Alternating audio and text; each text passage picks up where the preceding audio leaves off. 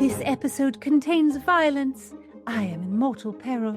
Use your discretion, for I know you love me and might faint to consider a penknife piercing my pert posterior.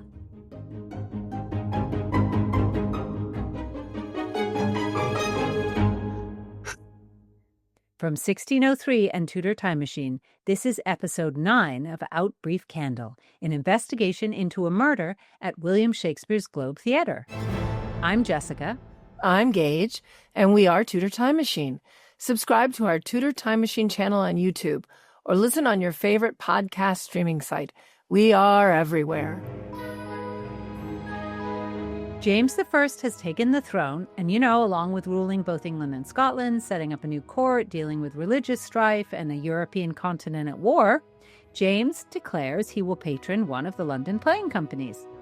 The companies, faced with economic hardship, disease, turmoil all around them, the London playing companies focus on doing each other down and winning this competition. So against this historical backdrop, our time-traveling Tudor lady Philadelphia Carey becomes mixed up in a murder at the Globe Theatre. And there are a lot of suspects. One of them was Shakespeare, but Philadelphia, disguised as man of law Constable Blatt, cleared Shakespeare's name by establishing that he was with Titania. Shakespeare wanted Titania to leave her position as a singer and be the first woman to act on the English stage. Which Titania thought was an amazing idea because it would make her famous, but decided in the end that it was a horrible idea because she knew the male players would be against her and it would be almost impossible for her to be successful. Philadelphia helped her escape the Globe, so Titania can get to Venice to perform with Italian superstar Isabella Andrini, who was, in fact, the first woman to run her own theater company in Europe. Philadelphia returned to find Jane, who had been in the hut guarding John Hemming and William Shakespeare. Hey-ho, Ningles, I am here. I have come. What is it? Are you all right? Is Jane all right? Why aren't you dressed as Constable Blatt? Who cares for Blatt? Blech! I've doffed my Blatt hat and fake beard. May they rot. I abdicate. I have come to bid adieu. Adieu? What about solving the murder? I cannot bear to be in this theatre another moment with Richard, bubbling, boil-ridden bumpkin Burbage. Did you have a falling out? Nay, rather my eyes have been opened to the man's insufferable nothingness. I thought his legs bestrid the ocean, his reared arm crested the world. Fie on it, he is but a paltry fellow, a milksop. Oh, the poets lament the duplicitous jade that is woman. It is man who is the lying fiend. Is not the devil a man? And was Eve not swayed by Satan's saucy lies? It is man who is the dissembler. Philadelphia, what happened with Burbage? Wasn't he your great love? I am done with you, pudding-brained pod lady. I am to court. Court? What about solving the murder? You have to find out the truth. The truth? The truth? The truth is that Richard Burbage is a deflated pig's bladder, and I am on my way. Wait, Philadelphia, you can't do that. You've gotten so far with this inquiry, you can't give up now. I will not be commanded by one such as you. I'm not commanding you. Absolutely never. I would not. But we both would so like to know what happened with Burbage. Could you do us that favor? Maybe we could try to help you figure out the murder or do it ourselves. Oh, you are such a bore. But very well. Listen carefully, because I shall not repeat myself. Sure, so you were on your way to the hut. There I did confer with Jane. You told her Shakespeare was innocent. Confound you. Have you only one thought under your ill-coiffed head? You look as if you wear a helmet. Sorry, I won't interrupt. Please continue. I told Jane Shakespeare was innocent, and she in turn told me that she had verified Hemming's alibi, that he had been rehearsing As You Like It all afternoon with members of the company. His apprentice John Rice, the players Master Armin and Master Sly, and Master Henry Condell. Jane said she did interview each man in turn, and all told the same story. Wow, that's really interesting. Indeed, and I did remember that when I was lying with the false god Richard Burbage, he did tell me all the company was at rehearsal and none would bother us in the tiring room. I said, did he not need to be there too? He scoffed and said that the work was as you like it, and he had no great part, and he did not want to do the poxy play. Philadelphia? That was a very important detail to forget. That clears the suspects Hemmings and Armin and Sly, and shows Burbage's attitude toward Shakespeare's play. Oh, well, forgive me that I am a woman of passion, and did not at the time bend all my being to Richard Burbage's boring chatter. We understand, Philadelphia. Just go on with your story. And Jane did do good detective work. Let Jane don the hat of Blatt. I will go and you can talk to her. I'm sorry, Philadelphia. Forgive me. Carry on. So you let Shakespeare and Hemmings go. Indeed. Jane did hem and haw, and then she did say, Mistress, Shakespeare and Hemmings do suspect your lovely paramour, who I do admire more than all. She was laying it on a bit thick. She was softening the blow, right? She suspected Burbage. At first I scoffed. She knew well that he had been with me. But she suggested that he might have had time to strike when he went to get costumes for us to don for our love play. Oh, I guess so. Jane said while she had been listening to Shakespeare and Hemmings argue, they suspected Burbage because he wanted to do the play Sejanus, not Shakespeare's work, that he might have killed to have the part and impress the king. It might be a motive.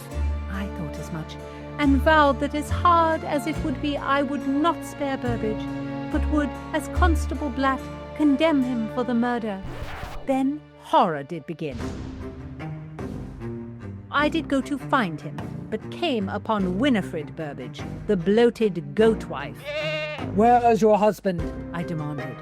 Winifred is a dog of loyalty, and took his part without a thought in her brain. She cried, Oh, no, sir. Oh, Constable Blatt, sir. You suspect him, but he is innocent as a lamb, sir. Well, she defended him. I feel bad for her. Maybe because she thought he wasn't guilty. But she herself claimed guilt. She cried that she had stabbed Bavy, and then she said, Oh, who would have thought the boy had so much blood in him? Oh, I am guilty, I am guilty. Oh my gosh, Winifred? What did you do? There was naught to do but arrest her. She did wail, thunder-like. It was me, oh, it was me. I did it, I did it. I was pleased at her confession, though it seemed to be overblown. Dramatic people have dramatic responses. She confessed. She did overact at great volume. What a racket she made. Winifred a murderer. I really did not think she was guilty. Ah, that is the point. Because voila, Burbage burst upon us in a ferment. Master Constable, he bellowed with such a look of hatred. Fie on him. What have you done, varlet, to my sweet lady that she cries out so? To the dog Winifred he called, Winnie, wifey, I heard your cries. What ails you, love kitten? He called her Love Kitten. Well, maybe from force of habit. 'Twas no such thing, for he all but spat at me. He didn't know it was you, Philadelphia. He thought you were Constable Blatt. And yet, if he loved me, he should have known me. Is that not the rule of true love? Maybe. On hand, my good woman, sirrah! Burbage barked and went to strike me. Such a frenzy he was in. I was determined. Stop! In the name of the king, I am arresting this wench for the murder of Robert Pavy. She has confessed to the deed. Stand back, madman! He fell to his knees. To his knees! No, she is innocent. She is near her confinement. Look upon her, constable, and see your error. And I said, I see a fat, full-blown, pox-faced, furious female capable of evil. Philadelphia. I was enraged by him and his revolting, moppish whine. Winnie, speak, speak, save yourself. You know you are innocent. You were lying on a couch all afternoon. You were ill. The house wench Alice can vouch for her constable. She was not alone for a moment. She was attended by Alice. Nay, it was me. I did it. Take me, oh, take me. Oh my gosh, it was Burbage? Burbage the murderer. Well, it makes the most sense. He did have the most to gain. He would get money and recognition. Let me finish my tale. Winifred sank her massive form onto the floor and clutched him by the knees. Repulsive! She wetted his face with her tears. Then his tears flowed and mingled with hers. What a display! I held back my repugnance. No, she sobbed. Constable, oh, he is lying to save me. He loved Pavy like a son. To play Agrippa to his Sejanus, they were rehearsing every day. My man lent young Pavy money. Pavy was his friend, and I killed Pavy out of spite, out of jealousy. Oh, dear God, forgive me my sin. She fell into Burbage's arms. He insisted, I killed Pavy. Take me, oh man of law. She sobbed, no, I killed Pavy. I am the guilt-ridden witch. Arrest me, Sir Constable, oh. And she did crawl towards me like a great hog about to birth her litter and grabbed my hand. Then Burbage clasped my other hand and kissed it, bewailing his own guilt. I am so confused. Me too. I mean, who is the killer? Oh, what fools you are! Neither did the deed. It all came to a denouement when Winifred said Burbage must swear upon the life of their unborn child that he was guilty. He stammered and swerved and turned to her and said she must swear on the life of her unborn child that she was guilty, and she too demurred, and then she said, oh, Ricky, my unparalleled Dickie, you are innocent, and I am innocent. We are innocent. Oh, Constable, we are innocent. Yes, dear man of law, we are innocent. And my Winnie is a goddess among women, and I do love her so that my heart will burn into a fire that will fly through the world to the heavens.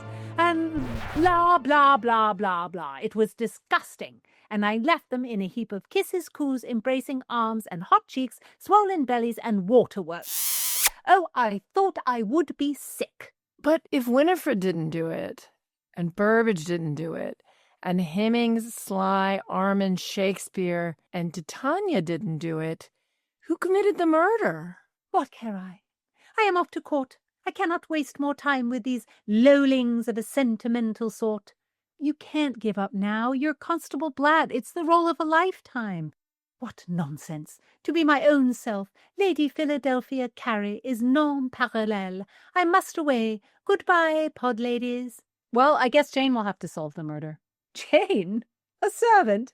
You believe her wit can compare to mine?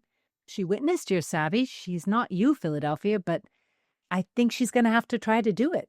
It matters not to me, yet you cannot in all earnestness believe that one such as Jane can determine the murderer. Well, maybe she can. I mean, just because you're at the top of the great chain of being and Jane is not, I mean, that doesn't really mean anything. Indeed it does. Why, we must behave with wisdom and justice, for are we not better than the lowlings? I never thought that you would stop this inquiry just because a lowling actor insulted you. Or because he had the audacity to love his wife. I disdain these cloying humours. I would away. And not finish this big project you began?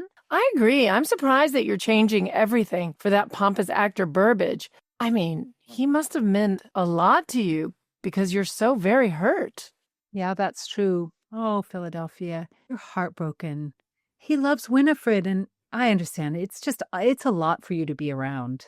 I agree. I mean, to see this man that you loved so, so much desperately in love with another woman, that would break a stronger woman than you. I am not broken. I am in perfect humor. I defy this Burbage to unsettle moi. You don't need to be brave, Philadelphia. I understand. You should just leave and go and cry your eyes out in private. We understand. We can find a new name for our show if you leave. We can call it Mistress Jane Solves a Murder. Oh, I like that. Mistress Jane Solves a Murder. That's perfect. Philadelphia, please feel better. And we will catch up with you another time after you've had a nice cry and you've gotten yourself together. I do not need to cry my eyes out. I do not need to be alone. I am composed and I am perfect. If you say so, but you seem awfully impatient to get away, and that just makes me feel so much compassion for you. Fie on your pity. I am not impatient. I am all joy and calm spirits. I could stay talking to ladies forever. I could sing a little tune. La la la la la, la la la la la la. To say true, I will prove I am not ailing. I will resume my blatt hat. Only if you think you can manage it, Philadelphia. We understand how sad you are. I don't think you should push yourself too hard, Philadelphia. This is such an emotional time for you. Oh, Pitikins, stop your yapping. I am resolute and firm. I must return and confer with Jane. Only I can solve the murder of Out, Brief, Candle. Burbage be damned. The name will stay the same, and I, as Constable Blatt, will find the murderer. Out Brief Candle is a production of 1603 and Tudor Time Machine, and many thanks to barber surgeon Master Mark. You'll look fantastic in the Out Brief Candle swag. The link is on the YouTube channel and the Podbean channel. You'll be Tudorific in the t-shirts, and thank you for joining us. Hit subscribe.